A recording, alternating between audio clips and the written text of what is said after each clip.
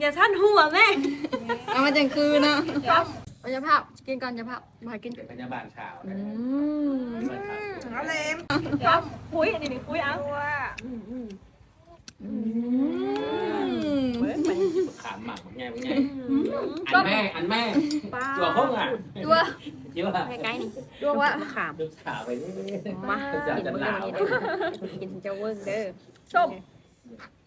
ตัวล้ำ ยา หลาย นะคะ เฮ้ย มาพี่น้อง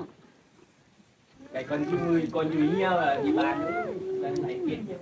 แซ่บมาก บ้านตัดแต่หมดกลับมาทำไม รสสมันตันเลย เมื่อลูกสาวล่ามายามบ้านพ่อก็เลยลงทุนขึ้นไปวักต้นมะขามเพื่อเอามาให้ลูกสาวและหมู่ของลูกสาวกิน เพื่อลูกสาวล่าพ่อเฮ็ดได้ทุกอย่างจ้าพ่อบอกไว้ มื้อนี้พากันออกมาเวียกแถวสายแดนนี้ก็เลยมาแวะเฮือนน้องสาวเพิ่นแล้วก็มากินข้าวอยู่เฮือนนี่แหละแล้วก็คิดจะกินซุปมะขามทุกคนเฮาก็เลยไปหาเราเอากันเลย ไปก็ไปแต่ตัวและหัวใจอดีตได้พวกเฮาในเบื้องสูงคือสิบ่มีไผขึ้นต้นมะขามได้ และอีแม่เพิ่นก็โทรมาหาพ่อให้พ่อมาขึ้นต้นมะขามให้ลูกสาวว่าซั่นเพิ่นก็บักลงมาแบบนี้หมดต้นเลยจ้าซ้ำสิกินต้องขอบใจพ่อเด้อที่มาบักต้นมะขามให้พวกลูกๆ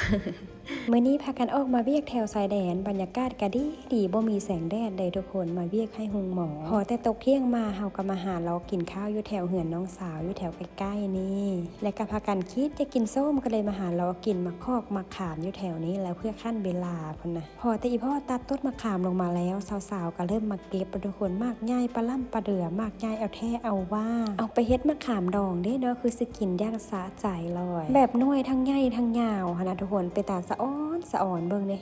พวงนึงก็กินเบิดบ้านได้บ่จักนี่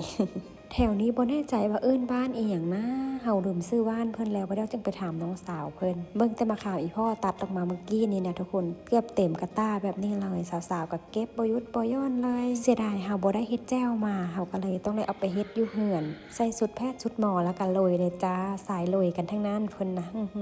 สาวสวยกันมาเลยมะขามก็กินน้อยเดียวกับฟิวแบบเข้าห้องน้ำบ่หยุดเลยนะหลังจากได้มาคอกมะขามแล้วพวกเฮาก็เดินทางกลับเฮือนจ้าเพื่อไปเฮ็ดโจงเฮ็ดแจ้วทุกคนคุณท่าอยู่เฮือนก็มีคุณไปไว้พวกเฮาก็ไปบ่หยุดบ่ย่อนมาเฮ็ดแจ้วแล้ววันนี้ผู้ตำแจ้วผู้ปอกหัวหอมผู้ล้างมะขามก็ว่ากันไปเนาะผู้ปอกหัวหอมก็บอกว่าหอมก็นี่ก็แก้มคนนี้แหละเพิ่นว่าจังซั่นเลยเพิ่นนางก็มาเฮ็ดตำก็ยุกก็ยิดพอมันคือหั่นนะทุกคนและตอนนี้ก็ฮอดเวลานาทีในการกินแล้วทุกคนคุยเข้าไป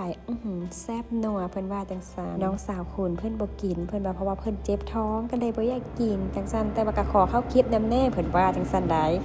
คุยมะขามบอกให้เพิ่นคุยต้นปลาแดกแน่จังเป็นตาแซ่บกินให้มันแซ่บมันๆแน่เอ้ยกะเสียอยู่นั่นแหละเพิ่นก็กินบ่สาใจปานใดเบิ่งเอ้ยสิกินให้เบิ่งเอ้ยก็ว่าจังซั่นได้ จังใดก็ขอบใจน้องสาวและพ่อแม่เด้อที่ต้อนรับและรับต้อนเป็นอย่างดีในตอนเที่ยงเฮาก็สิเฮ็ดตำบักหุ่งกินทุกคนตำบักหุ่งก็ไปหาซื้อทั่วบ้านเลยพักกับเพิ่นนี่ก็เป็นตาสะอ่อนค่ะพวกเฮาไปเก็บเอาแน่แล้วอีแม่ก็ไปเก็บเอามาแน่ทุกคนตำบักหุ่งน่ะสีมือเฮาคือก้าวจ้าที่แรกคิดว่ากินบ่เบิดแต่ว่ากินจนหมดจนเกลี้ยงทุกคนแซ่บแฮง